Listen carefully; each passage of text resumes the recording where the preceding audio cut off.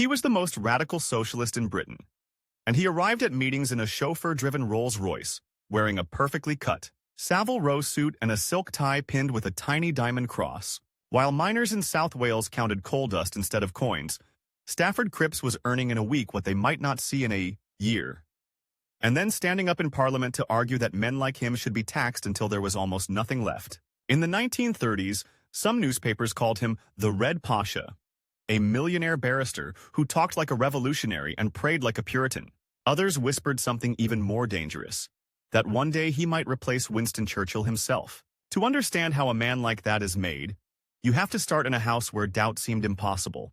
Stafford Cripps was born on 24 April 1889 into a world upholstered in certainty. Deep carpets, polished mahogany, and the comfortable belief that the British Empire would last forever.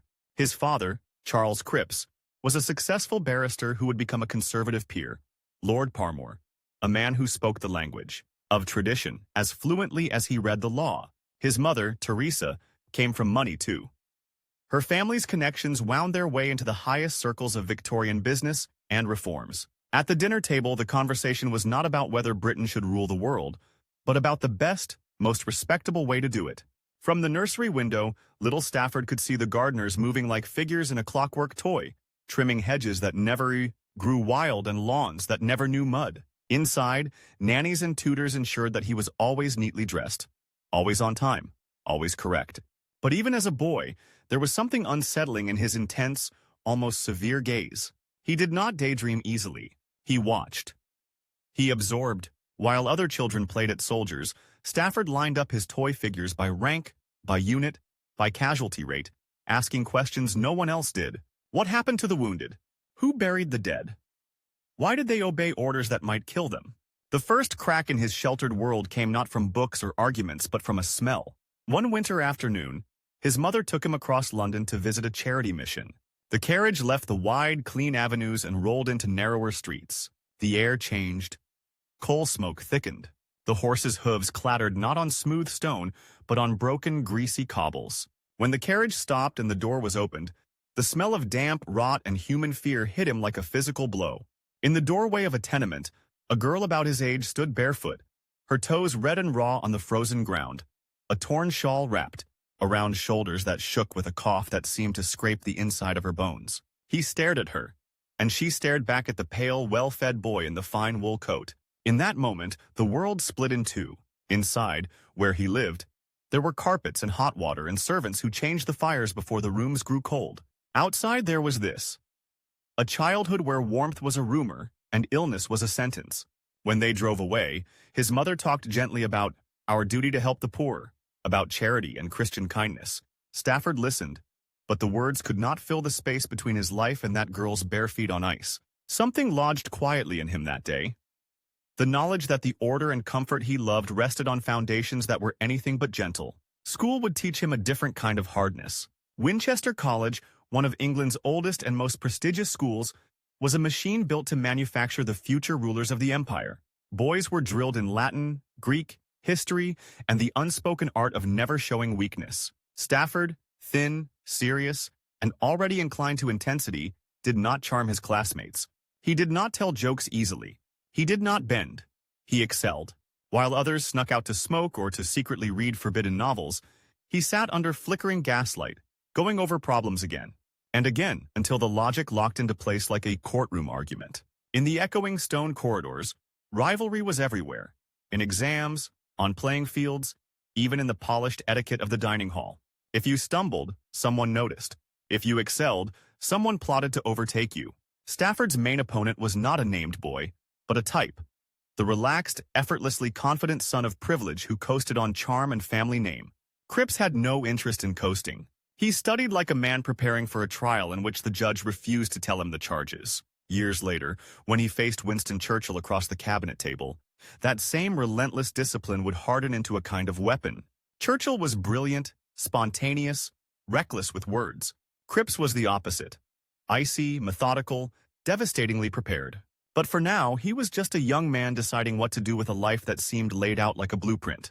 He flirted briefly with science, studying chemistry at University College London. The logic of molecules appealed to him. the idea that the chaos of the world could be reduced to predictable reactions. Yet the pull of family tradition, and perhaps a deeper instinct, tugged him back to the law. At the Middle Temple, surrounded by carved wood and carved reputations, he trained to become a barrister. Night after night, he memorized cases until names and dates and precedents crowded his mind like figures in a marching column. He learned not just how to argue, but how to dismantle an argument piece by precise piece. In 1913, he was called to the bar. The timing could not have been more ominous. The clouds over Europe were blackening, and within a year the continent would be drenched in blood. For a young man of his class, the expected script was simple. Join up, serve bravely, return, and let the medals glint politely on the mantelpiece. But the war and Stafford Cripps did not meet in the way the script demanded. His health was never robust. There were concerns about his fitness for combat. Instead of the trenches, he found himself working for the Ministry of Munitions, deep inside the beating industrial heart of the war effort. There, among roaring machines and the metallic stink of cordite, he saw how a state at war could bend an entire economy to its will. Factories that had once turned out peaceful goods were reorganized overnight to produce shells and guns. Railways shifted from carrying tourists to carrying troops. Prices, wages, production, all subjected to the cold logic of central control. Men who had spent their lives preaching the virtues of free markets now signed orders that fixed prices with the stroke of a pen. For a legal mind attuned to structures and systems, it was electrifying. The thought emerged, quiet but insistent. If a government could do this under the pressure of war, why not in peacetime, to fight poverty instead of Germany? In the middle of this great convulsion, he made a deeply personal choice. In 1911, he had married Isabel Swithenbank, a woman whose gentle manner concealed a spine of steel that matched his own. Isabel was no decorative society wife. She was a committed Christian with a strong social conscience, drawn to the nonconformist tradition that emphasized personal responsibility and social justice over ritual and hierarchy. In hushed, late-night conversations, surrounded by briefcases and hymn books, they argued about what it meant to live a life faithful to both their faith and their facts. As the war ended and Britain tried to stumble back into peace, Stafford Cripps's legal career exploded. He specialized in patent and commercial law, a dry description for work that demanded ruthless intelligence and total recall. He seemed built for it. In court, he was a different creature, lean, intense, almost surgical in his precision. He would walk, slowly and quietly, through a witness's testimony until contradictions emerged like hairline cracks in glass. Judges respected him. Opponents feared him. In 1928, at just 38, he was made King's Counsel, a silk, one of the youngest in the country. His income soared. He became, quite literally, one of the richest barristers in England. By every conventional measure, this was success. But outside the glittering legal world, Britain in the 1920s was not a success story. The war had left ghost cities of widows and broken men. Heavy industry, coal, steel, shipbuilding, staggered under global competition. In mining towns, entire streets of men woke up each morning to find there was simply no work for them. Week after week, month after month, hunger marched. Children grew up stunted, their bodies and futures shortened before they had begun. And each evening, Stafford Cripps would return from court, his arms full of briefs, to a house warmed by servants who did not know where their next job might come from if the economy turned again. The contradiction gnawed at him, but it did not yet define him. What began to change him from a brilliant conservative-born lawyer into something far more dangerous was not a political pamphlet, but a sermon. He had always been devout, but now his Christianity took on an almost ferocious urgency. He threw himself into work as a lay preacher in the Congregational Church, standing before congregations not to offer comfort, but challenge. The words of the New Testament, about the rich, about camels and the eye of a needle, about the duty to the least of these, did not sound like metaphors to him. They sounded like cross-examination. On Sundays, he would preach about justice. On Mondays, he would step into court to defend the interests of companies whose profits depended on keeping wages low. The dissonance became unbearable. One case in particular shook him. He represented a powerful firm in a bitter dispute with a small inventor whose idea they had, effectively, crushed. Legally, the firm was secure. Stafford's arguments were brilliant. He won. The judgment was delivered, formal and precise, and he received his fee, a sum that would have changed the inventor's life forever. That evening, at home, he sat staring at the check until the numbers blurred. The system he served worked, but for whom? Around him, the world seemed to be hurtling toward extremes. In Russia, the Bolsheviks had seized power and were remaking society by decree and gunpoint. In Italy, Mussolini exulted in spectacle and violence. In Germany, small, ugly parties preaching resentment were beginning to attract crowds. On the streets of Britain, communist pamphleteers shouted that only revolution could end exploitation, while conservative grandees muttered that the greatest danger to Britain was not poverty, but disorder. To a man trained to weigh evidence, the conclusion was stark. The center, as it was, could not hold her. Something had to shift, and fast. Stafford began to calculate not just in billable hours, but in years left before disaster. He was 40. In politics, that was almost late middle age. If he stayed in law, he would end his life with more money than he could spend and more judgments than anyone could read. If he moved into politics, he would be pitting himself against men who had decades of party service and networks he did not possess. But each trip through industrial Britain, each conversation with Isabel, each set of unemployment figures pushed him closer to a decision. Britain did not have the luxury of gradualism.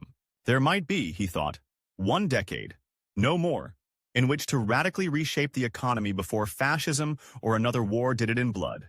The decisive break came at the very core of his identity. He changed not his profession, but his allegiance. In a family where conservatism was almost hereditary, he joined the Labour Party. It was not a youthful flirtation, but a midlife revolt. Imagine the scene. The distinguished KC, already marked out by many as a future conservative attorney general, perhaps even Lord Chancellor, sitting across from his father and saying, with that precise, unemotional clarity he never abandoned, "I have joined Labour." The political competitor he chose was not a single man, but his entire class. Reactions were swift and cutting. Some of his legal colleagues shook their heads in disbelief. Why would a man positioned perfectly for the highest offices of the establishment throw it away for a party of trade unionists and radical intellectuals? To those who had known him as a quiet, dutiful son of the Tory elite, it was a kind of treason. To Stafford, it was simply the only logical conclusion of the evidence in front of him. If the system produced vast wealth for a few and permanent anxiety for millions, then the system was on trial, and he was no longer willing to be its brief. Labour, for its part, could hardly believe its luck. Here was a man with a razor-sharp mind, a national reputation at the bar, impeccable administrative skills, and a fanatical work ethic. And he had just defected from the enemy camp. Within the party, there were already rivals, men who had slogged for years in obscure constituencies, nursing tiny majorities. They saw in Cripps not just an ally but a threat. He was an outsider who might leapfrog them by sheer force of ability. Resentment simmered, often unspoken, but present. Yet even his enemies could not deny his use. When the second Labour government was formed in 1929 under Ramsay MacDonald, Britain stood on the edge of an economic precipice. The Wall Street crash was about to detonate across the Atlantic, and with it would come a crisis that could shatter Britain's already fragile economy. MacDonald needed more than good intentions. He needed minds that could grasp complex systems and argue them, line by line, in Parliament and in court. And so, in a decision that would stun the legal and political establishment, he turned to Stafford Cripps. The offer was extraordinary. Solicitor General, one of the Crown's chief legal officers. It was a job that normally went to a seasoned political operator, a man who had already proved himself in the Commons. Cripps had never even sat in Parliament. Now he was asked not just to join the government, but to become its legal sword and shield. The news hit the Inns of Court like a thunderclap. The Tory newspapers fumed. A red lawyer had been put next to the heart of power. Some whispered that he would use his position to smuggle socialism into the very arteries of the British Constitution. There was another twist. By convention, a law officer had to sit in the House of Commons. Cripps needed a seat, and he needed it quickly. Time, again, became pressure. The clock of electoral cycles began to tick in his ears. A crisis was coming. The government might not last a full term. He had perhaps a handful of years, one parliament, if he was lucky, to make any mark at all before the storm hit. A vacancy was engineered in Bristol, an industrial city where the clash between wealth and poverty was written into the bricks. The contest there would not just be between Labour and the Conservatives, but between two visions of what Britain should become. As he stepped onto the platform in Bristol for the first time, the air thick with tobacco smoke and the restless shuffle of tired workers in flat caps, Stafford Cripps looked out at the faces that had haunted him since that winter afternoon outside the London tenement. This time, they were not mute children in doorways. They were men and women who could cheer, boo, vote, or stay home. Somewhere beyond the horizon, another figure, heavy-set, cigar-clenching, already famous for his speeches and his stubbornness, was moving along his own path. Winston Churchill and Stafford Cripps, two sons of privilege with utterly different faiths in how Britain should be saved, were on separate tracks that would one day collide. For now, Cripps had a different opponent, the ticking of history itself. An economic catastrophe was only months away. Europe was shaking itself into new, dangerous shapes. The old order was creaking, and the new had not yet been built. On paper, Stafford Cripps had everything a man could want: wealth, status, security. In reality, he stood almost alone, a newly minted socialist in a Rolls-Royce, trying to outrun both his own background and a rapidly closing window of time. The courtroom battles were over. The political fight, and the rivalries that would define it, had only just begun. He had 19 minutes. The hall in Bristol was already overflowing, the air thick with pipe smoke and damp wool, when Stafford Cripps checked his watch. 19 minutes until the last train back to London. If he missed it, he would fail the government that had just appointed him Solicitor General. If he caught it, he had less than 20 minutes to convince a city full of weary, suspicious workers that a rich lawyer in a gleaming car was the man to speak for them in Parliament. On the front row sat his rival, the Conservative candidate, relaxed, smiling, a local businessman with a perfect West Country accent and a lifetime's familiarity with the city. Behind him, rows of men in frayed jackets and women with faces carved by years of worry stared up at the narrow man on stage whose vowels were as polished as his shoes. Cripps did not waste time with jokes. His voice, clipped and precise, cut through the restless murmur. "You know," he began, "I have been called many things in the last few weeks. Millionaire barrister, Bolshevik in a Bentley," a ripple of uneasy laughter. "But in the end, the only label that matters is this. Are you on the side of the people who live by their work, or on the side of those who live by other people's work? I stand here to tell you that the first duty of a government is not to protect wealth, but to protect men, women, and children from the misery that uncontrolled wealth can create." The 19 minutes vanished in a rush of statistics and stories, of coolly delivered facts and almost brutal moral clarity.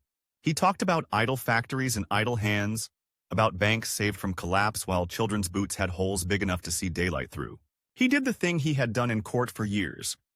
He took the case against the system that had made him rich and prosecuted it himself. When the meeting ended, he strode straight back to the waiting car, cloak flapping, face set.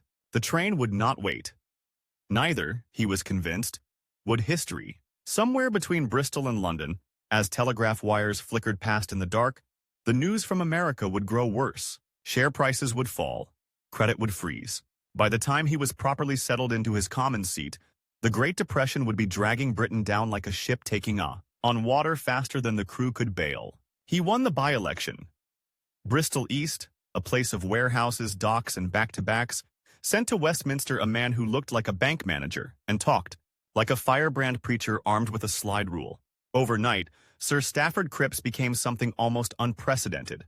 A newly converted socialist who was also one of the Crown's chief legal officers. In the House of Commons, he occupied the government front bench.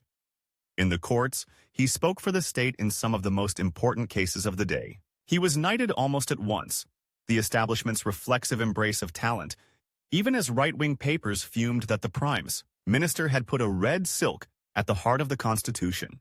In cabinet meetings, Ramsay MacDonald's tired eyes often turned to Cripps when a legal knot appeared in the middle of a political problem.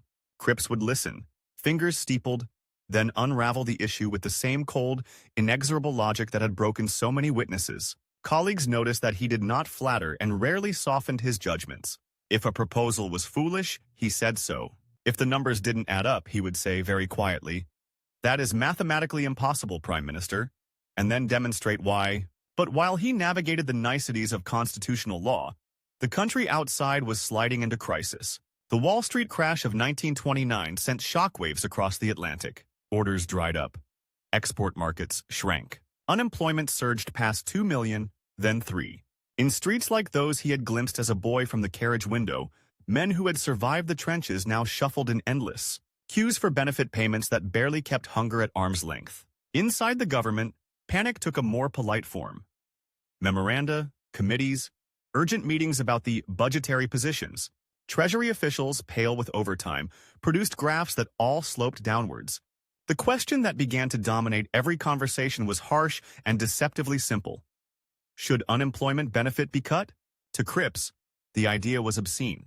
In private, he argued that if the state could mobilize resources in war, it could mobilize them now. Let the rich buy fewer cars. Let the banks take lower dividends. If someone had to be squeezed, it should be those who had spare flesh on their bones, not children already thin from cheap bread and watery tea. But he was not chancellor. The man with that power, Philip Snowden, was an austere, old-fashioned economist whose faith in balanced budgets was as rigid as any religious dogma. Snowden, backed by conservative and liberal voices, insisted that confidence in the pound must come first. If Britain lived beyond her means, he warned, foreign capital would flee, and then the poor would be even worse off. The government split like green wood under an axe. In smoky rooms and hushed corridors, alliances formed and cracked. MacDonald, worn down and terrified of presiding over a financial collapse, began to edge towards the banker's position. He would cut unemployment benefit, reluctantly, but for the sake of the nation. Many in labor saw it as a betrayal of everything the party existed to defend. Cripps watched the maneuvers with a prosecutor's clarity. He saw who hesitated, who trimmed, who whispered half-promises into both radical and conservative ears. One figure in particular, Herbert Morrison, energetic, ambitious, ruthless in London politics, appeared whenever there was a chance. To improve his own position, Cripps distrusted charm almost as much as he distrusted cowardice, and Morrison had both in abundance. The climax came in August 1931. MacDonald, convinced he could not carry his own party, went to the king and agreed to form a national government with conservatives and liberals, a coalition that would push through benefit cuts over Labour's furious opposition. It was the political equivalent of crossing the floor of the House in the middle of a speech. Cripps did not cross. He refused a post in the new government, resigned the office that had made him famous, and stood with the Labour minority that chose defeat over collaboration. In one brutal election that autumn, the national government won a landslide. Labour was reduced to a handful of MPs. In Bristol East, the man who had wowed the halls with his 19-minute sermons of planned socialism was thrown out, lost beneath a blue tide of fear and resentment. On the morning after the count, he walked through streets strung with Union Jacks, celebrating the national recoveries. Shop windows showed neat displays of goods that many could no longer afford. In his pocket, he still had the letter from the king appointing him Solicitor General, the formal recognition of trust. Now it was, in practical terms, nothing more than an expensive bookmark. He had tasted power. Not fully, not as a cabinet titan, but close enough to understand how decisions that decided millions of lives were really made. And now the door had slammed on his fingers. Most men in his situation would have retreated. Few would have been blamed for returning to the bar full-time and making up for lost income. Cripps did neither. He went back into court because he had to eat, but each evening he threw himself into politics with an almost frightening intensity. Precisely because he now stood outside the Golden Circle, he founded the Socialist League, a group that argued not just for mild reforms but for a fundamental reordering of the British economy. Through public ownership and planning, his speeches grew sharper, his language more unforgiving. If capitalism could only be stabilized by cutting the food of the unemployed, he told packed meetings, then capitalism had passed. A verdict of guilty on itself. Within labor, suspicion hardened into hostility. The new leader, Clement Attlee, quiet and cautious, believed in winning elections steadily, not in apocalyptic rhetoric. Herbert Morrison, sniffing opportunity, painted Cripps as an out-of-touch intellectual who would frighten the middle classes and keep labor permanently outside power. The rivalry was rarely open. English politics prefers daggers behind smiles. But it was there, all the same, a running battle between two visions of the party's future. Cripps, for his part, thought the clock was ticking far too fast for gradualism. Across Europe, he saw the shadows lengthening. Hitler in Germany, Mussolini in Italy, Franco in Spain. Fascism was not a distant horror. It was a real possibility on British streets if mass unemployment and despair continued. He called for a popular front, an alliance of labor, liberals, and communists to stop the right. For many in Labour's leadership, already nervous about Moscow's influence, this was a step too far. Yet Cripps could not ignore Moscow. In 1936 and 1937, he traveled to the Soviet Union, walking through factories that thundered day and night, seeing whole new cities rise from what had been swamps and scrub. He was shown gleaming dams, endless lines of tractors, armies of workers attending literacy classes in the evening after shifts at the blast furnaces. The show was carefully stage-managed. The terror and the famines were kept out of sight. To a man obsessed with planning and production statistics, the impression was overwhelming. Whatever the moral cost, the 5-year plans proved that an economy could be bent to social goals. He returned to Britain more convinced than ever that laissez-faire was not just inefficient but lethal. When he stood in a chilly hall in some industrial town and said, "We can double steel output in 5 years if we plan it," he believed it with the fervor of a convert. For those in his audience who had not had any work at all for 2 years, the promise was intoxicating. But the price of this radicalism was isolation. In 1939, as war loomed, Labour's national executive expelled him for his continued calls for alliances with the communists. The party he had stunned his family by joining now pushed him outside its doors. It was a spectacular twist.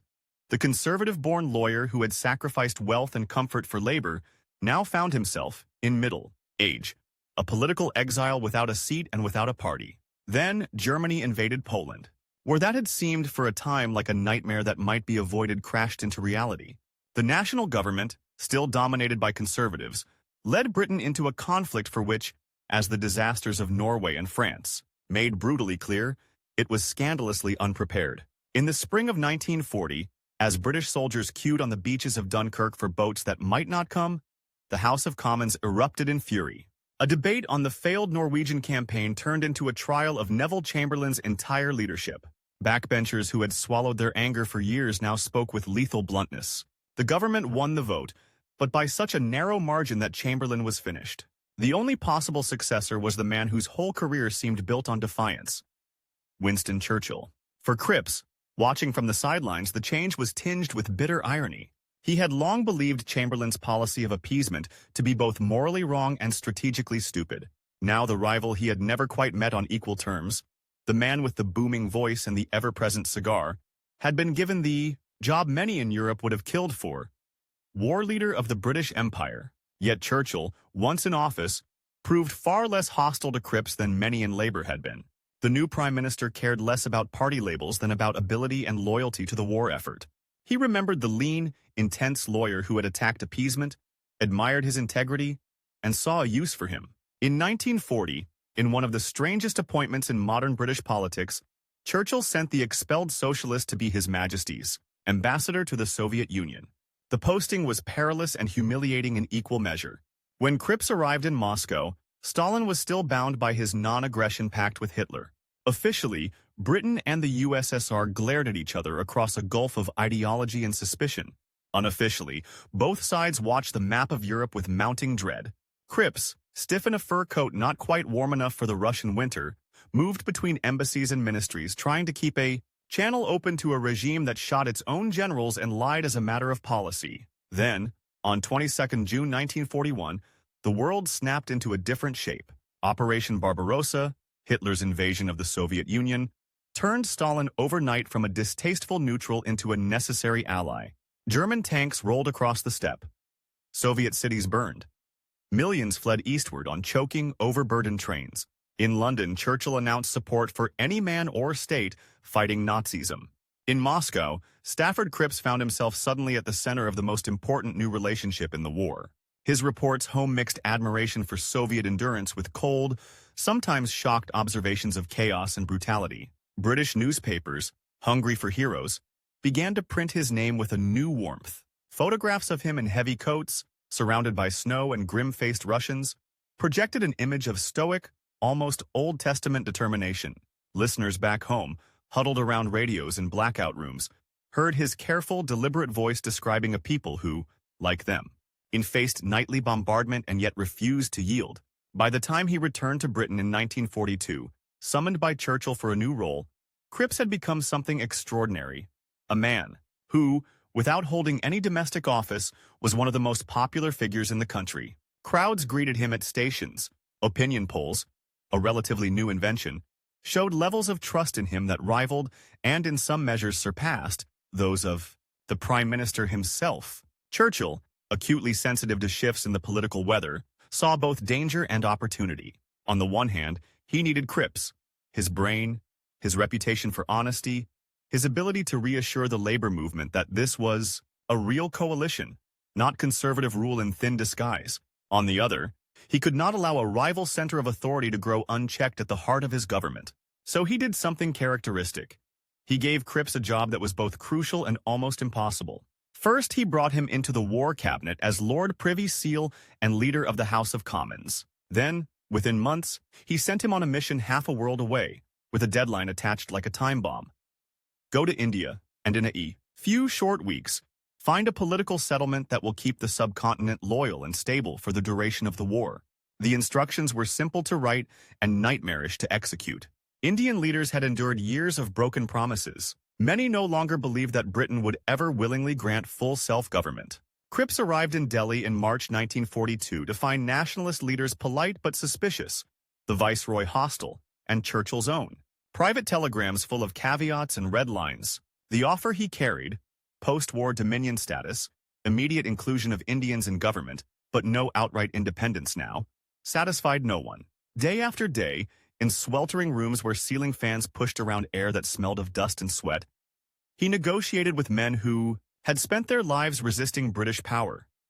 Jawaharlal Nehru, lean and intense like himself. Muhammad Ali Jinnah, cold, elegant, and implacable.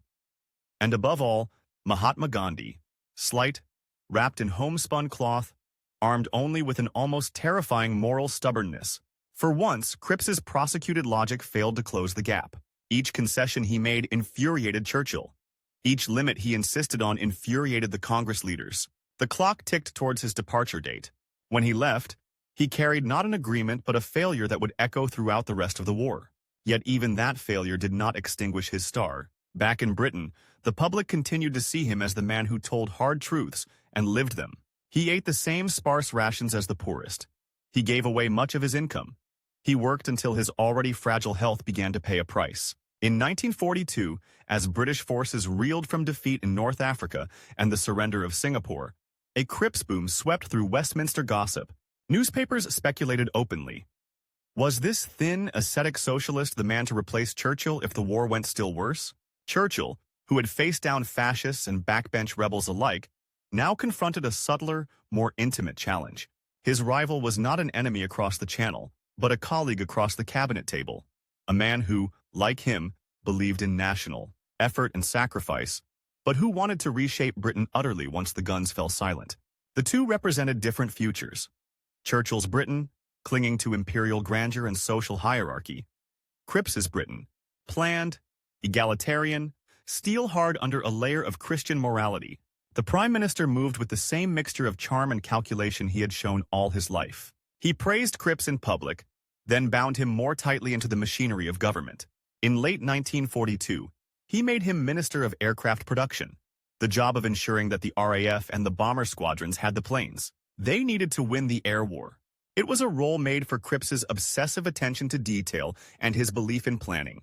It was also a role that, by its nature, entangled him in 1,000 compromises and managerial headaches, dimming the prophetic glow that had surrounded the ambassador in Moscow. By the time the war in Europe neared its end, something fundamental had shifted. Churchill remained the war leader, but the British people were thinking increasingly about peace, about jobs, houses, health. They had heard more than enough about sacrifice. Now they wanted to know what all the sacrifice was for. In that conversation, Cripps's voice, cool, unbending, promising fair shares and strict controls instead of honeyed dreams of a return to the 1930s, carried enormous weight. When the 1945 general election came, Churchill misjudged the mood catastrophically. He warned that a Labour victory would need some form of Gestapo to enforce socialist policies. Cripps, now firmly back in the Labour fold, answered not with rhetoric but with a program. Full employment, nationalization of keys, industries, a welfare state built deliberately, not grown haphazardly. The voters listened. In July, the man who had led Britain through its darkest hours was thrown out of office. Labour, under the unglamorous Attlee, swept to power with a majority that stunned the world.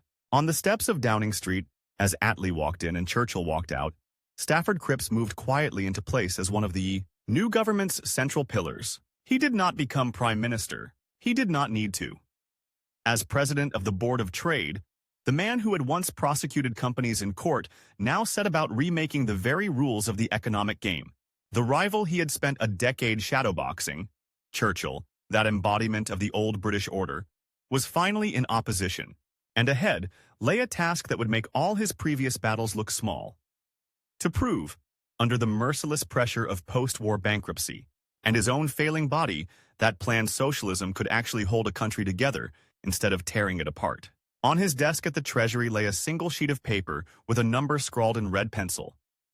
3-4 months, not a target, a death sentence. At current spending, officials told him, that was how long Britain could go on paying for the food it imported and the fuel that kept its factories alive. After that, the country which had just helped defeat Hitler would simply run out of money. Shelves would empty. Ships would stop sailing.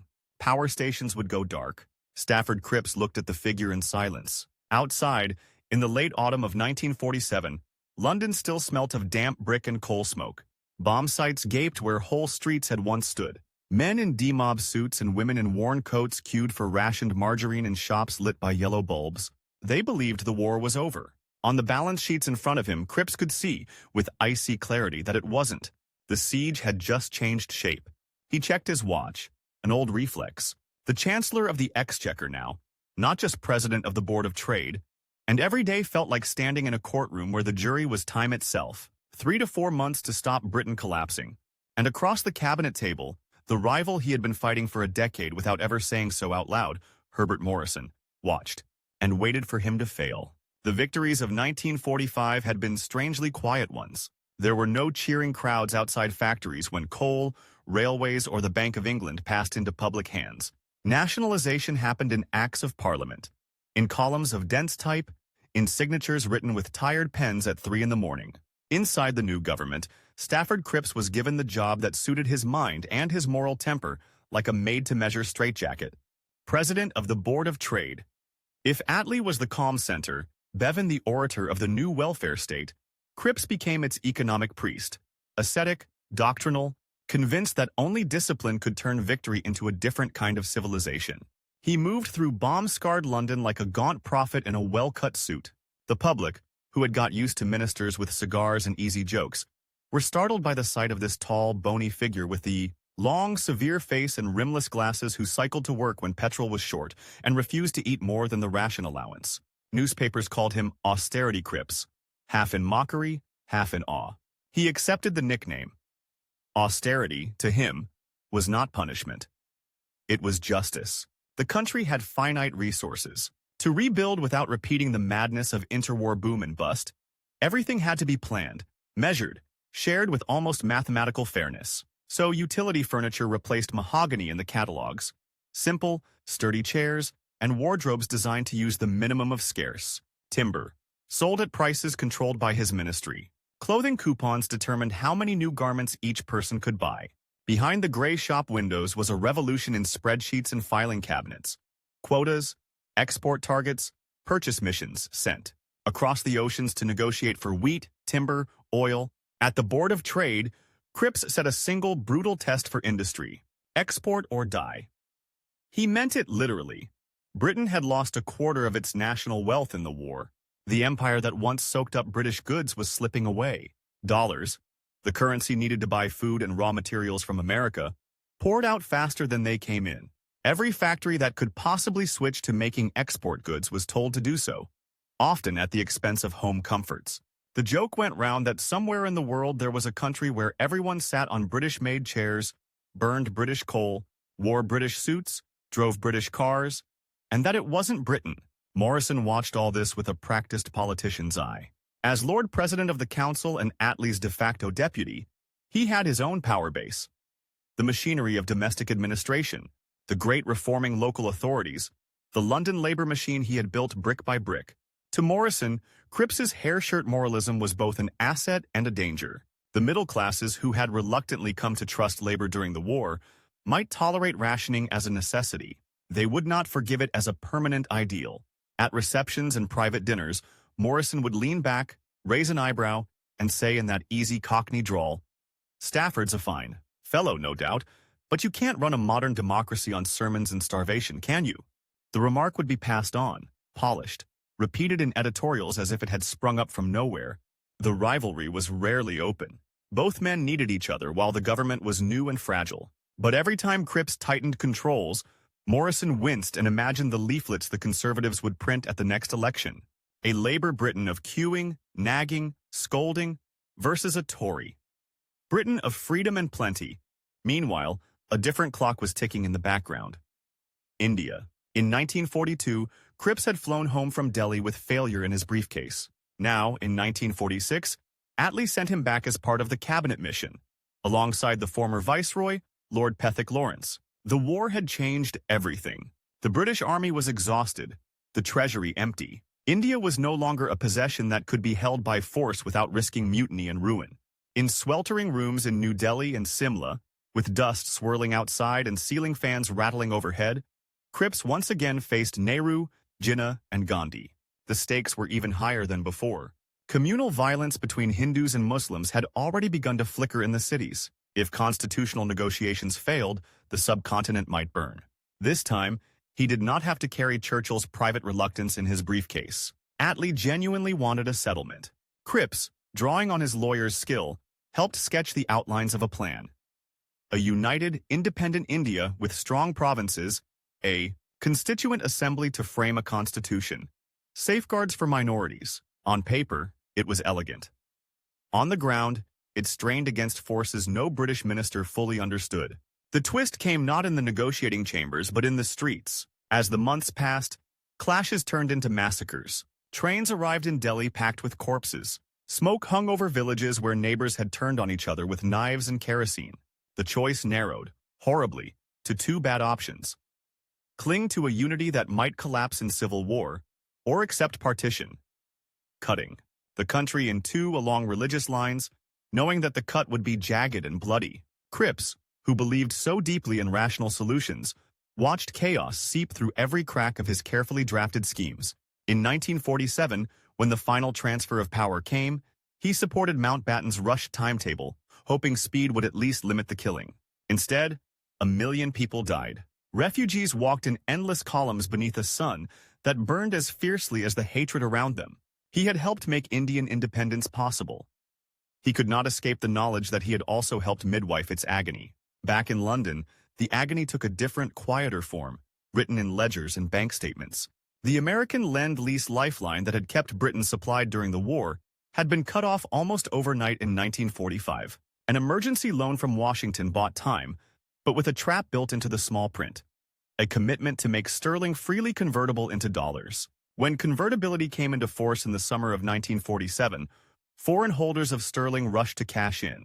Dollars poured out of the Bank of England like water from a burst main. Within weeks, reserves were plummeting towards levels that made officials at the Treasury talk, in private, of catastrophe. Hugh Dalton, the Chancellor, was already weakened by a careless indiscretion. He had leaked details of his budget to a journalist. On the way into the House of Commons, a breach of confidence that gave Attlee no choice but to accept his resignation.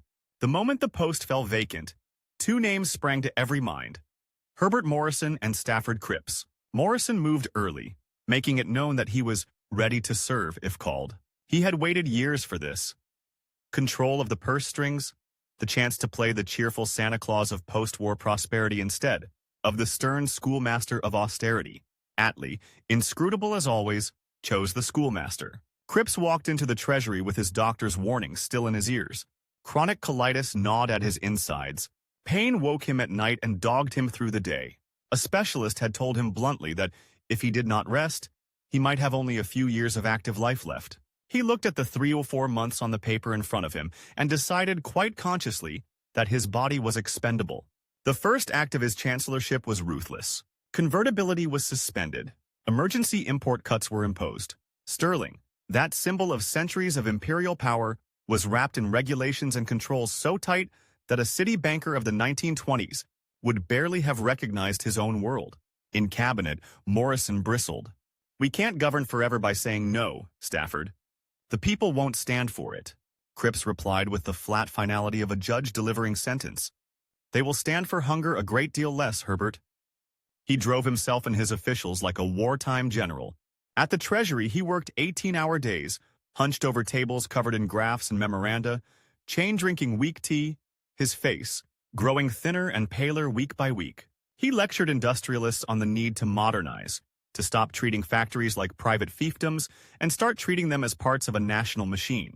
He cajoled trade unions into accepting wage restraint in the name of full employment. He crossed the Atlantic to argue with American Treasury secretaries half his age and twice his apparent health, testing the limits of Anglo-American goodwill. The public saw only fragments. They heard him on the radio, his precise voice explaining why bread, never rationed during the war itself, now had to be rationed, in peace, to save dollars by cutting imports of grain. They saw the photographs of him in an ordinary suit at canteens, refusing second helpings. Housewives cursed that man Cripps as they queued in the rain, then, grudgingly, admitted they believed him when he said there was no alternative. Some did more than believe. A strange, slender cult grew up around him. Letters arrived addressed to Sir Stafford Cripps, Savior of Britain. One woman sent him her wedding ring, apologizing that she could not give more. For a brief moment, amid the damp and the drabness, he became what no austere economist ever expects to become: a national hero. Morrison read the opinion polls with a tight jaw. He had always assumed that, when the time came for Attlee to step down, the natural successor would be the smooth, smiling Londoner, who knew how to work a room and a headline. Now, whispers began to circulate in the tea rooms of the Commons, and the bars where lobby journalists gathered. If Attlee goes, it'll be Stafford, won't it? The public trust him. They think he's a saint? The twist was brutal in its symmetry. The very policies that made Cripps look like a saint were also killing him. In the winter of 1947-48, his body finally rebelled. Ulcers bled. Exhaustion blurred his vision. In March, he collapsed at his desk and had to be helped from the room by horrified civil servants. Attlee, who had outlived shrapnel wounds and political coups, quietly ordered him to go abroad for treatment.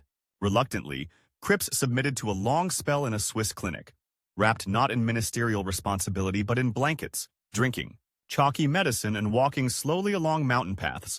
While he was away, Morrison moved through Whitehall with new confidence, chairing committees, fielding questions in the Commons, behaving deliberately, unmistakably, like a leader in waiting. Churchill, now leader of the opposition, watched the ballet of socialist egos with sardonic amusement, sharpening his attacks on the bleak and cheerless Crippsian age that had replaced his own cigar smoke vision of victory. But Cripps did not die in the Alps. He came back. When he returned to London in 1948, thinner but grimly determined, he faced a country on a knife edge. The worst dollar crisis had passed, eased by the arrival of American martial aid and by his own ferocious cuts. But the fundamental imbalance remained. Too many mouths to feed, too few exports to pay for the food. His next move would define not just his own reputation, but Britain's place in the post-war world. In September 1949, in a radio studio lined with acoustic tiles and humming gently with valves, Stafford Cripps sat down in front of a microphone and took a breath that hurt his ribs. In his briefcase was the decision that every previous chancellor had dreaded and avoided: devaluation of the pound. For generations, the value of sterling had been treated in Britain almost as a religious mystery, something sacrosanct, wrapped in the language of honor and prestige. To admit that the pound was overvalued was, in some eyes, to admit that the British Empire's time was past. Cripps had no time for such sentiment. The numbers were unforgiving. British goods were too expensive abroad, dollars too scarce, the pressure on reserves intolerable. If the pound did not fall in an orderly fashion, it would eventually collapse in chaos. So he went on air and, in that same cool, clear voice that had once prosecuted millionaires in court, told the British people that their currency was being cut by nearly a third against the dollar. Enemies and allies alike held their breath. Churchill thundered that Labour had shamed Britain in the eyes of the world. The city muttered darkly about socialism's inevitable failure. On the Labour left, Aneurin Bevan warned that endless sacrifices in the name of the balance of payments would strangle the welfare state in its cradle. Yet, in the weeks that followed, something remarkable happened. Exports rose. The fear of an immediate financial crash receded. The world did not end. It adjusted. The British, who had survived the Blitz, the blackout, and the V2s, added devaluation to the long list of things they had endured without drama. Cripps took no victory lap. He saw only the next problem. The rearmament drive demanded by the outbreak of the Korean War in 1950, which threatened to swallow the resources he wanted for housing, schools, and factories. Once again, his belief in planning drove him towards choices that pleased no one completely. He backed spending on defense to keep American support and NATO unity, but insisted on matching cuts elsewhere. To Bevan, it was betrayal. To Morrison, it was another opportunity to present himself as the man who could square circles with charm instead of cold arithmetic. The 1950 general election cut Labor's majority to a knife edge. In smoky backrooms, Morrison's supporters argued that the party could not go into yet another contest with Attlee. Old, weary, often ill, at the front, and Cripps, even older looking, even sicker, in charge of the nation's purse. They whispered that the era of austerity labor had to end, that a brighter, looser, more forgiving version of socialism was needed. Cripps listened to none of it. In budget after budget, he stuck to his doctrine: full employment first, then growth, then, if anything remained, comfort. He was proud that, under his watch, unemployment stayed at levels that would have been considered miraculous between the wars. He took a grim satisfaction from charts that showed exports climbing, industrial productivity inching upward under the pressure of investment and modernization. But his own chart, the one his doctors drew in quiet conversations with his wife Isabel, was sloping the other way. By 1950, he had lost so much weight that colleagues remarked, half joking, that he looked like one of his own ration books. All hard lines and no softness. Pain etched itself into the skin around his eyes. He worked through fevers, through nights of sleepless agony, through days when his hands shook so badly he could barely hold the pen. He used to initial Treasury papers. The final limit was not set by politics, or by Morrison's maneuvering, or by Churchill's scorn. It was set by his own frail body. In the spring of 1950, after yet another collapse, doctors confronted him with a simple choice: resign the Treasury or risk dying in office within months. He had always believed that time was a resource like coal or steel, something to be mined, allocated, sacrificed. Now he discovered, with something like surprise, that he could not requisition more of his own. He agreed, reluctantly, to step down as Chancellor, moving to the less punishing role of Lord Privy Seal. Morrison finally became the king-in-waiting of the cabinet he had always imagined himself to be. Churchill sharpened his attacks for the next election. The great experiment of planned, egalitarian reconstruction entered a new, more turbulent phase. And Stafford Cripps, the man who had once raced to catch a train with 19 minutes to spare, now found himself standing on a different kind of platform, watching his own strength pull slowly out of the station, knowing with a prosecutor's clarity that it would not be coming back. He had surrendered the keys to the Treasury, but not his grip on the future. In a quiet consulting room off Harley Street, while officials drafted the public announcement of his change of duties, a specialist unfolded a sheet of paper of his own. On it was a date range, written with the same kind of clinical detachment as those balance sheet forecasts Cripps knew too well. 18 months, the doctor said. 2 years if you are extraordinarily careful. Not more, Sir Stafford, not with the damage already done. 18 months. Not for a country this time, for a man. He listened as if being briefed on someone else's case, thanked the doctor, and walked out into the London drizzle. Somewhere down Whitehall, Herbert Morrison was no doubt calculating the odds for the next leadership contest. Somewhere else, Churchill was refining phrases about the long, dark Crippsian tunnel through which Britain had been forced to march. 18 months to ensure that everything he had starved the nation for would not be casually thrown away the moment he turned his back. The new title sounded almost ceremonial: Lord Privy Seal, Minister for Economic Affairs. In reality, it made him the ghost in the machine of government. Hugh Gaitskell, brisk, clever, and half his age, now occupied the red-boxed splendor of the Chancellor's office. But over every major economic decision, every long-term plan, Cripps's thin shadow still fell. He chaired the Economic Planning Board from a high-backed chair that seemed to swallow his shrinking frame, listening to arguments about steel output, housing starts, defense orders. Charts and graphs were brought in, lines inked in red and blue like heart monitors. He no longer wielded the budget like a sword, but he could still nudge, veto, warn. Think in decades, not in headlines, he would say, voice softer now but still edged with steel. The next government, even if it is conservative, will have to live with what we build or neglect today. Across the cabinet table, Morrison smiled, that practiced public smile which never quite reached his eyes.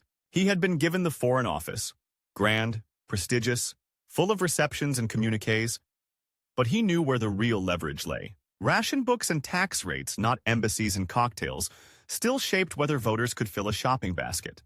He watched Cripps carefully. The once towering figure now seemed made of angles and shadows, his suit hanging a little loose, his hands sometimes trembling as he lifted a glass of water. Time is taking him, Morrison thought, not entirely unkindly, and time may yet give the rest of us a chance. What no one fully grasped, not even Cripps himself at first, was that his private countdown and Britain's political countdown were about to collide. The year 1951 arrived like a summons. Abroad, the Korean War was grinding on, eating up steel, coal, foreign exchange. American generals spoke darkly of global confrontation with communism.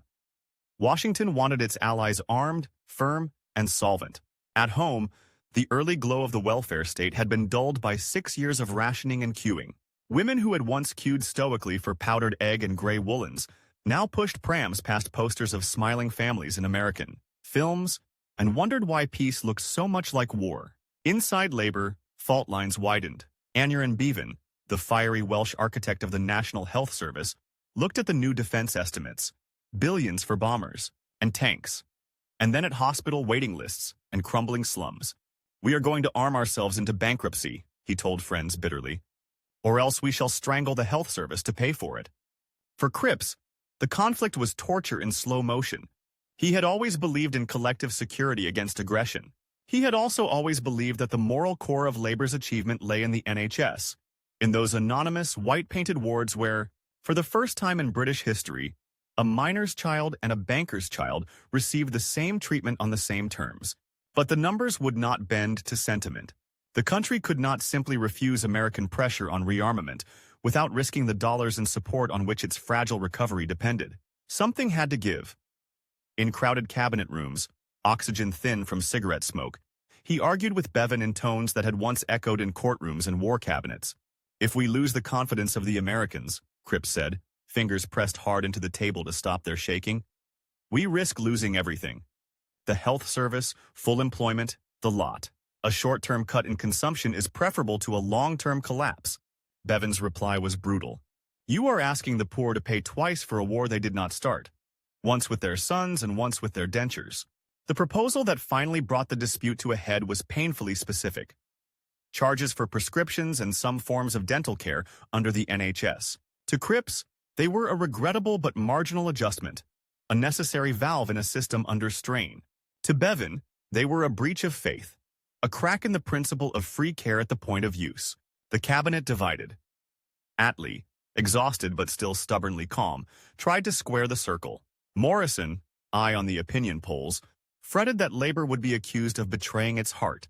Gaitskell, pursuing what he thought of as sober arithmetic, sided with the need for charges. Cripps, with the doctor's 18 months ticking in his skull like a metronome, made his choice. He backed the government line, not because he enjoyed it. The thought of handing receipts across a chemist's counter made his stomach knot, but because he believed to his bones that without discipline in the bad years, you lost everything in the next storm. The cost was immediate. In April 1951, Bevan resigned from the cabinet in protest, slamming the door so hard that the echoes rang through the Labour Party for a generation. Harold Wilson followed. The left of the movement, the same left that had once carried Cripps on its shoulders as the hero of the Popular Front and the martyr, expelled by Churchill, now muttered his name with something close to contempt. "Saint Stafford?" One Bevanite MP scoffed in the tea room. "More like Saint Sebastian, full of arrows and still insisting it doesn't hurt." In the press, cartoonists drew Cripps as a skeletal figure holding a pair of scales. On one side, tanks and bombers. On the other, false teeth and medicine bottles. The scales balanced. The face above them looked like death. As if that were not enough, the electoral clock began to ring.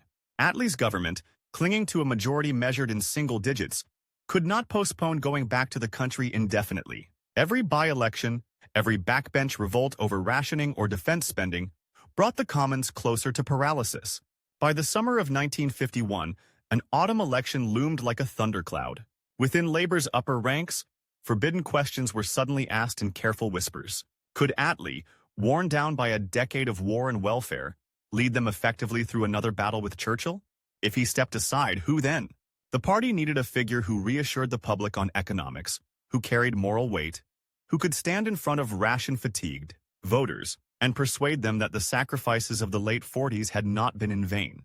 All eyes turned, as they had before, to the gaunt man in the middle, Stafford Cripps, hero of austerity, the only politician in Britain, one wag remarked, who can make bread rationing sound like a religious duty and be believed. It should have been the culmination of everything. The long, strange arc from comfortable barrister to socialist crusader, from rebel expelled to ambassador to Moscow, from failed emissary to India to economic high priest. The chance to step fully into the role that fate and discipline had carved for him. Instead, it became his most bitter private test. In Attlee's small office, with the sound of Big Ben's chimes muffled by thick curtains, the Prime Minister raised the subject with a delicacy that only half hit its weight. "There is talk," Attlee said, "of my standing down before the election. If I were to do so, you know as well as I what many in the movement would wish." Cripps looked at the man whose unshowy stubbornness he had come, despite all the tensions and rows, to admire. Then he thought of the sheet of paper on the doctor's desk. 18 months. The way his hands already needed to grip the arms of chairs when he tried to rise. The blood that sometimes appeared, without fanfare, on his handkerchief. "I cannot, Clem," he said quietly. "I will not offer the party a leader who may be dead before a parliament is half spent. It would be a false prospectus, and you know how I feel about those." Attlee regarded him for a long moment. "You understand," he said at last, "that if you will not, the field narrows to Herbert." "That," Cripps replied, with the ghost of his old dry humor, "is a risk you will have to weigh in your own scale." It was the twist neither rival had expected, the prize over which Cripps and Morrison had maneuvered for a decade.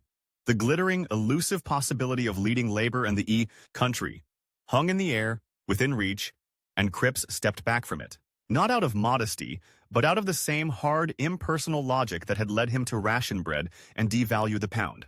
Time, the one resource he could not borrow, would not stretch to fit the role. The election of October 1951 played out like a verdict on an exhausted age. On platforms across the country, Churchill roared about freedom and abundance, promising an end to the grim, grey tameness of Labour rule. Morrison, as Attlee's deputy, grinned and reassured and tried to convince housewives that prosperity was just around the corner if they would only endure a little longer. Cripps, too ill now for the punishing grind of daily travel, did what he could, recorded broadcasts, wrote speeches heavy with concrete, figures, and moral appeals, made a handful of appearances that left him drained and shivering in his overcoat afterwards. He spoke not of miracles but of continuity, of what would be lost if control over the fragile recovery passed into hands he did not trust. On election night, under the harsh lights of the BBC studio, the numbers came in. Labour won more votes than the Conservatives, more than it had ever won before. But the intricate geometry of Britain's constituency map gave Churchill a narrow majority of seats. Just 6 years after the Labour landslide of 1945, the man who had been swept from office amid celebrations of a new Jerusalem returned to Downing Street. In the early hours, as Attlee prepared to drive to the palace to tender his resignation, an official car drew up outside Cripps's house in Kensington. He was already awake, sitting at a small table littered with ballot return sheets. "So," he said softly when Attlee came in, "our careful edifice rests, after all, on a few thousand votes here and there." Attlee, never one for theatrics, simply nodded. "We did what we could," he replied. "Now it is their turn." Morrison, who had spent the campaign half convinced that he might emerge, if Labour won narrowly, as Attlee's inevitable successor, he watched the Conservative victory with a sensation like vertigo. The office he had coveted slid away into Churchill's hail-fellow embrace. He remained a senior figure in the opposition, but the moment, the perfect alignment of ambition and circumstance, was gone. In the unspoken contest that had shaped so much of Labour's internal drama, there was no winner. One rival was dying. The other had missed his hour. The country changed hands. The system did not. That was Cripps's quiet, unsentimental triumph. The Conservatives kept the NHS. They kept family allowances, unemployment insurance, the great nationalized industries in state hands. They tinkered, rebranded, promised to run things more efficiently. But the core of the post-war settlement, the welfare state built on the foundations of Cripps's harsh arithmetic, survived their return to power. The man in whose name austerity had been cursed at counters and in canteens watched from the opposition benches as his fiercest ideological enemies implicitly accepted his basic framework. It was a victory without banners, almost without words. It might also be, he knew, his last. By early 1952, even the short walk from his house to the Commons had become an expedition. Colitis and overwork had given way to something worse. Cancer, gnawing, and inexorable. When he did appear in the chamber, MPs were jolted by the sight of him. The once imposing figure now reduced to a frail outline inside. A dark suit, his collar slightly too large for the neck it encircled. He still spoke rarely but with surgical clarity. In one of his final interventions, he warned against the illusion that Britain could buy prosperity by cutting public investment or relying on the invisible hand of the market. You cannot wish steel into being by optimism alone, he said, nor can you build houses with promises. Planning is not a matter of ideology. It is a matter of arithmetic and of will. The words carried less weight now in the daily news cycle than Churchill's rolling periods or the sharp jabs of younger MPs. But among those who thought in terms of 10-year programs rather than tomorrow's headline, they lodged like seeds. At home, life contracted to a series of small, stubborn acts. He insisted on reading treasury papers and economic reports, even when morphine blurred the lines on the page. He drafted long, careful letters to colleagues, to Gateskill, to younger men like Harold Wilson and Jim Callahan, urging them to remember that balanced budgets were not an end in themselves, but a means to social justice. Never let the figures cease to represent people, he wrote in one, nor permit sentimentality about people to blind you to the discipline figures demand. Isabel sat by his bedside, knitting between turning pages of novels he had once devoured in a night and now struggled through in a week. Their daughters visited, bringing news of Africa, of emerging nations whose leaders still spoke with warmth of the tall Englishman, who had argued so passionately for Indian independence and then, in his final cabinet years, supported a managed, less brutal end to empire elsewhere. Peggy, who would marry the Ghanaian nationalist Joe Appiah and plant part of the Cripps legacy in West African soil, kissed her father's forehead and told him of young men in Accra and Kumasi reading his speeches. "You will live longer there than here," she said softly, "in arguments we have not yet had."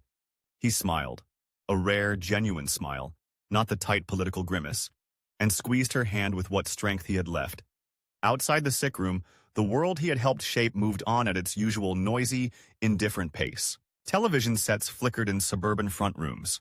The first hints of a consumer boom, fridges, wireless sets, better shoes, crept into shop windows. Utility furniture gathered dust in the corners while glossy catalogs for brighter, shinier goods took pride of place. The age of austerity was already being half forgotten, wrapped in sepia and jokes about powdered egg. Its architect lay in a narrow bed, counting neither votes nor pounds, but breaths. On 21st April 1952, Stafford Cripps died in his London home. He was 62 years old. No bombs fell, no markets crashed, no sirens wailed. A radio bulletin announced the news in a level tone. Newspapers the next morning carried photographs of the severe, gaunt face, now softened by hindsight, above headlines that spoke of a great public servant and architect of our recovery. Churchill, back in Downing Street, paid tribute in the House of Commons to a man of unwavering convictions and great personal austerity, whose services to his country in war and peace command our respect. Yeah, it was not warmth exactly, but it was a recognition from the oldest and sharpest of his political adversaries that Cripps had been, in his own stubborn way, indispensable. Morrison, sitting on the Labour front bench, listened with an expression scarcely readable even to those who knew him best. He had lost his great rival, and with him a mirror in which he had measured himself for 20 years. Whatever private calculations there had been, whatever sidelong glances across cabinet tables, they were now sealed in the past, irrelevant. To a country whose young voters already spoke more of rock and roll than of ration books, the funeral was simple in keeping with the man. No pomp beyond what duty required, no florid eulogies. Friends and enemies stood side by side in a cold church, listening to passages from scripture about running the race, fighting the good fight, keeping the faith. Outside, on the pavement, a woman in a plain coat stood with a shopping bag on her arm. She had queued for bread in 1946, cursed that man Cripps, when utility clothing replaced the dress she had wanted, listened to his precise voice on the wireless, explaining why there would be no extra coal that winter. "I didn't like him," she told a reporter bluntly. Then she hesitated, looking at the black cars and the bowed heads. But I think, if he said it had to be so, it had to be so. Didn't cheat, that one. In that rough, offhand judgment lay the essence of his legacy. History is rarely kind to prophets of restraint. Statues are seldom raised to the man who says no when everyone longs to hear yes. Yet, as the decades turned, a curious thing happened to Stafford Cripps. The details of his quarrels with Morrison faded. The anguished debates over bread rationing, over prescription charges, over the specific shillings and pence of post-war budgets, blurred into the general gray of after the war in popular memory. What remained, sharp and oddly enduring, were two images. The first was of the ascetic in a good suit, cycling to Whitehall through bomb-scarred streets, living on the same rations as everyone else, bending cold numbers to protect hot ideals. The second was invisible, a line that ran, almost unbroken, from his ledgers to the broad consensus that governed Britain for 30 years after his death. Tory chancellors who would once have denounced planning as near-communist heresy now spoke casually of the planned use of resources. Labor leaders who had once flirted with revolutionary rhetoric now framed their ambitions in terms of balanced growth and full employment. A new word was coined by commentators to describe the blend of Butlerite conservatism and Gaitskellite labor that dominated the 1950s. Bootskellism. The joke masked a serious truth. Underneath the party political color, both sides had accepted key parts of the Crippsian settlement. The mixed economy, the commitment to low unemployment, the belief that the state could and should steer investment towards national goals. In the 1970s and 80s, when inflation, oil shocks, and free market revolutions battered that settlement, some economists and politicians would look back on the age of Cripps with derision, calling it an era of stodgy corporatism and perpetual shortage. Others, facing the social wreckage of mass unemployment, would remember his fierce insistence that no civilized country should tolerate millions idle as a mere byproduct of competition. Beyond economics, his influence bled into the moral vocabulary of British public life. The idea that those in power should share visibly in the sacrifices they demanded from others, that ministers should queue, that generals should eat rations, that leaders should not insulate themselves from pain, owed as much to the severe vegetarian in rimless glasses as it did to any textbook. In far-off capitals, Delhi, Accra, Kingston, his name surfaced in memoirs and footnotes as one of the rare British politicians who, even when failing, had treated colonial subjects as future equals rather than permanent dependents. And in the households of those who had grown up under the rationing he had imposed, stories were told in winter kitchens of Cripps, and his utility this, utility that, usually followed, after a pause, by some grudging acknowledgement. Mind you, we never went hungry. Not really. Not like in the 30s. Time, which had been his most implacable enemy, turned, in the end, into his most impartial witness. He had been given 18 months. He had stretched them, by will and by sheer stubborn refusal to stop, into almost 2 years of influence beyond the Treasury, and into half a century of argument beyond his grave. Stafford Cripps did not save Britain single-handedly. No one man ever does. But in the narrow, perilous corridor between victory and bankruptcy, between the dream of a fairer society and the danger of financial collapse, he walked with a ledger in one hand and a moral compass in the other, measuring, cutting, denying, insisting. It was not a glamorous role. It rarely wins elections. It often breaks those who take it on. He knew that. He did it anyway,